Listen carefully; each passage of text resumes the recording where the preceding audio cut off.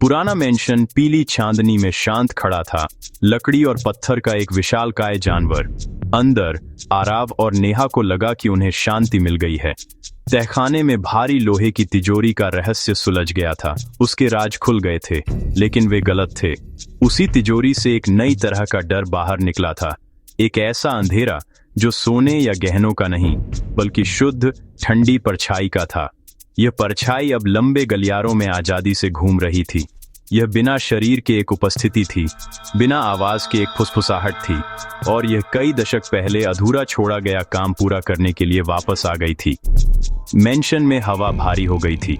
फर्श की हर चरमराहट एक चेतावनी जैसी लग रही थी। नेहा को मेंशन की छत की तरफ एक अजीब खिंचाव महसूस हुआ, एक ऐसी जगह जिससे वे अब तक बचते रहे थे। जैसे ही वह चरमराती लकड़ी की सीढ़ियों पर चढ़ी, हवा एक दुखद गीत गा रही थी। वहां एक डीली छत की टाइल के नीचे छिपी हुई उसे एक छोटी चमड़े की डायरी मिली। पन्ने पुराने होने के कारण पीले पड़ गए थे, स्याही फीकी पड़ गई थी, लेकिन फिर भी पढ़ी जा सकती थी। जैसे ही उसने पढ़ा, उसका खून जम गया।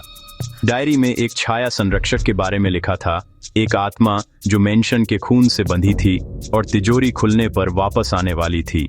आखिरी एंट्री एक भयानक पूर्व सूचना थी। परछाई फिर से उठेगी, अपने सही वारिस की तलाश में। उसकी वापसी को खामोशी और समय में एक जमे हुए पल से चिह्नित किया जाएगा। मेंशन के दिल से अचानक एक चीख गूंज उठी, जो रात की खामोशी को चीरती हुई निकली। ये शुद्ध आतंक की आवाज थी, तीखी और हताश, और यह हर जगह से एक साथ आती हुई लग रही थी। आराव लाइब्रेरी से बाहर भागा, उसका दिल सीने में धड़क रहा था। चीख जितनी जल्दी शुरू हुई थी, उतनी ही जल्दी शांत हो गई। अपने पीछे और भी भयानक खामोशी छोड़ गई। वे अकेले नहीं थे। जिस परछाई को उन्होंने आजाद किया था, वह सिर्फ एक बेजान इकाई नहीं थी, वह उनसे वाकिफ थी। वह हर अंधेरे कोने से उन्हें देख रही थी। उसकी अनदेखी आंखें उनके हर कदम का पीछा कर रही थीं, अपने असली मकसद को उजागर करने के सही पल का इंतजार कर रही थीं। मेंशन खुद अंधेरे के साथ साजिश कर रहा था। जो दरवाजे कभी बंद थे, वे अब खुले मिले, और चीजें अपने आप हिलने लगीं। एक चाय का कप अपनी तश्तरी पर थोड़ा खिसक गया। एक किताब जोर से धड़ाम की आवाज के साथ शेल्फ से गिर गई। आराव और नेहा भव्य हॉल में एक साथ दुबक गए। विशाल चिमनी ठंडी और खाली थी। देखे जाने का एहसास भारी पड़ रहा था। उनके दिमाग पर एक निरंतर दबाव था। उन्होंने तिजोरी खोली थी, लेकिन ऐसा करने में उन्होंने एक बहुत पुराना, बहुत ज्यादा खतरनाक पिंजरा खोल दिया था। परछाई अब कैदी नहीं थी, वह अब इस घर की मालकिन थी, और वे उसके अनिच्छुक मेहमान थे। अचानक एक जोरदार गूंजने वाली घंटी ने शांति भंग कर दी। यह मुख्य हॉल में खड़ी प्राचीन दादा घड़ी से आई थी, एक अवशेष जो सालों से खामोश था।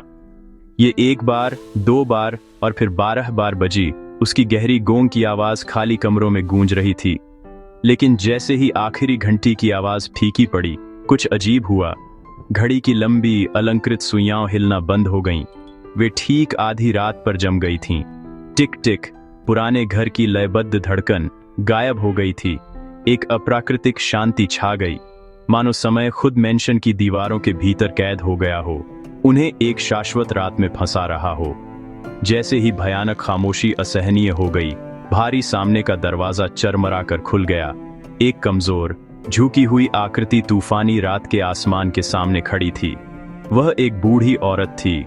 उसका चेहरा झुर्रियों से भरा था। उसकी आंखों में एक गहरा, प्राचीन दुख था। यह एलारा थी, मेंशन की पूर्व नौकरानी, जो सालों पहले गायब हो गई थी। वह अंदर आई। उसकी हरकतें धीमी और जानबूझकर थीं, और उसने आरव और नेहा को एक जानने वाली नजर से देखा। वह जाग गई है, उसने फुसफुसाते हुए कहा। उसकी आवाज सूखी पत्तियों जैसी खुरदरी थी। परछाई वापस आ गई है जो उसका बकाया है। घड़ी रुक गई है क्योंकि उसका समय आ गया है। एलारा मेंशन में एक सम्मोहन में घूमना शुरू कर दिया, अपने आप में धीमी, लगातार आवाज में बूंद बूंद करती रही। उसने एक श्राप की बात की, एक वादा जो बहुत पहले किया गया था, और एक पारिवारिक रहस्य जो पीढ़ियों से दफन था। उसने दीवार पर लगे चित्रों की ओर इशारा किया। उसकी हड्डी वाली उंगली लंबे समय से मरे हुए पूर्वजों के चेहरों पर फिरती रही। वह मालिक जैसा दिखता है, उसने कहा। उसकी धुंधली आंखें आराफ पर टिकी थीं। वही आंखें, वही जिद्दी ठोड़ी। खून कभी झूठ नहीं बोलता। आराफ के शरीर में सिहरन दौड़ गई। उसके शब्द अजीब और बेतुके थे, फिर भी उनमें सच्चाई का एक वजन था जिसे वह नजरअंदाज नहीं कर सकता था। बूढ़ी नौकरानी की उपस्थिति ने उनकी दुर्दशा में डर की एक नई परत जोड़ दी। वह जितना कहने को तैयार थी, उससे ज्यादा जानती थी। उसकी रहस्यमय चेतावनियां केवल रहस्य को गहरा कर रही थीं। उसने परछाई को एक राक्षस के रूप में नहीं, बल्कि एक टूटे हुए दिल वाले संरक्षक के रूप में बताया। एक आत्मा जो एक कर्ज चुकाने का इंतजार कर रही थी। उसने उन्हें चेतावनी दी कि मेंशन अब एक जेल था, दुनियाओं के बीच एक जगह जहां जीवित और मृत को तब तक सह अस्तित्व में रहने के लिए मजबूर किया गया था जब तक कि परछाई का उद्देश्य पूरा नहीं हो जाता। जमी हुई घड़ी उनकी कैद का प्रतीक थी, एक निरंतर याद दिलाती थी कि वे परछाई के दायरे में फंसे हुए थे। इलारा आखिर में मेंशन के असली मालिक के एक बड़े प्रभावशाली पोर्ट्रेट के सामने रुक गई। एक सख्त चेहरे वाला आदमी जिसकी आंखें भेदने वाली थीं। वह आरव की ओर मुड़ी, उसकी नजरें तीव्र थीं। "ये तुम्हारा इतिहास है," उसने घोषणा की। उसकी आवाज भावनाओं से कांप रही थी। "तुम यहां सिर्फ एक मेहमान नहीं हो लड़के, तुम उसकी वंश के आखिरी हो। तुम उस आदमी के वंशज हो जिसने यह घर बनाया था। इसीलिए परछाई वापस आ गई है। वह तुम्हारा पूर्वज है, परिवार की रक्षा के लिए बंधी एक संरक्षक आत्मा, और वह तुम्हारा इंतजार कर रही थी।" यह खुलासा आरव को एक शारीरिक झटके की तरह लगा, जिससे वह स्तब्ध और बेदम रह गया। मेंशन सिर्फ एक जगह नहीं थी, वह उसकी विरासत थी। परछाई उसकी परदादी की आत्मा थी, एक महिला जो इन्हीं दीवारों के भीतर रहस्यमय परिस्थितियों में मर गई थी। उसने परिवार की विरासत की निगरानी करने का वादा किया था, लेकिन जब परिवार की वंश समाप्त हो गई तो उसकी आत्मा फंस गई थी। अब आरव के आने के साथ उसका उद्देश्य फिर से शुरू हो गया था। परछाई एक दुर्भावनापूर्ण शक्ति नहीं थी, बल्कि एक हताश शक्ति थी। वह आराव से कुछ चाहती थी। उसकी शर्त सरल लेकिन भयानक थी। आराव को औपचारिक रूप से अपनी विरासत स्वीकार करनी थी और मेंशन का नया मालिक बनना था। तभी आत्मा को शांति मिलेगी और घर पर उसकी पकड़ छूटेगी।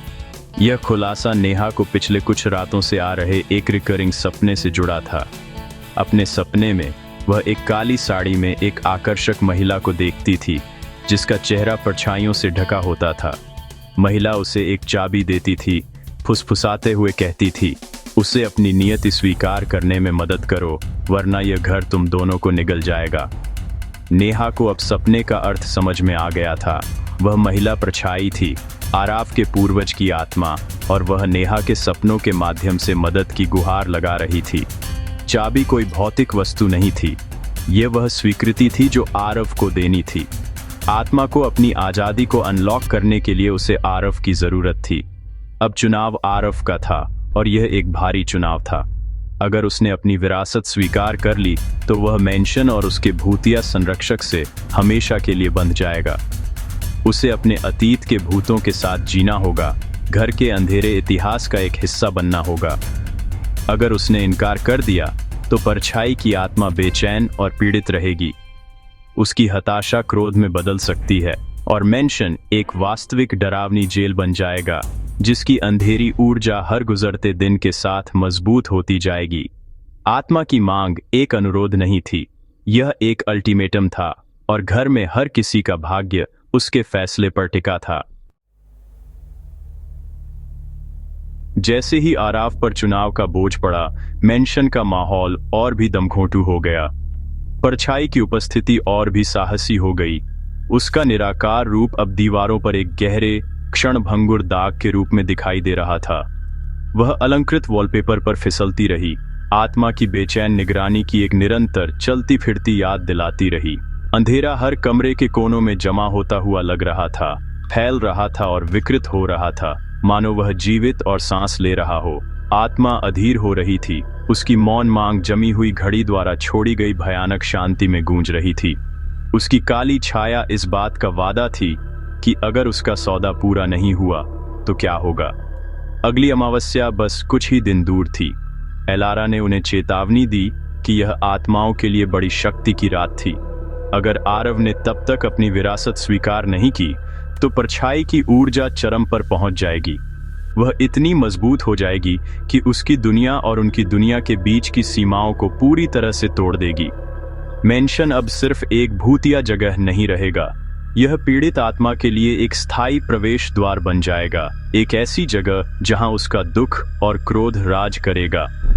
समय सीमा तय हो चुकी थी और एक घड़ी की टिक टिक, जिसे वे अब सुन नहीं सकते थे, उनके दिमाग में तेजी से बढ़ने लगी, उनके भाग्य की ओर गिनती कर रही थी। आरव ग्रैंड हॉल में दुविधा में खड़ा था। उसकी आंखें नेहा के चिंतित चेहरे से लेकर अपने पूर्वज के काले चित्र तक घूम रही थीं। क्या यह उसकी नियति थी? एक भूतिया घर का रखवाला और एक भूत का संरक्षक बनना। उसे जो जीवन पता था, इन शापित दीवारों के बाहर की दुनिया एक दूर की याद जैसी लग रही थी।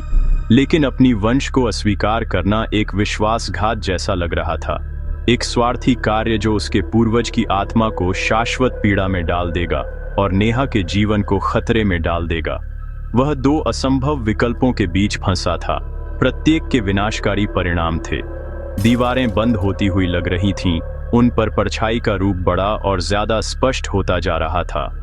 भूतिया मेंशन की कहानी अब भी खत्म नहीं हुई थी, एक नया ज्यादा व्यक्तिगत अध्याय अब भी शुरू हुआ था। सवाल ठंडी स्थिर हवा में भारी पड़ा था, एक भयानक फुसफुसाहट जो और डर का वादा कर रही थी। क्या आरव अपनी अंधेरी विरासत को अपनाएगा और पीड़ित आत्मा को शांत करेगा, खुद को हमेशा के लिए मेंशन से बांध लेगा, या वह इनकार करेगा, परछाई के पूरे क्रोध को उजागर करेगा और नए चांद के उगने पर घर की दीवारों के भीतर उनके विनाश को सील कर देगा? दीवार पर परछाइयां अपना मौन नृत्य जारी रखती हैं, एक जवाब का इंतजार करती हैं।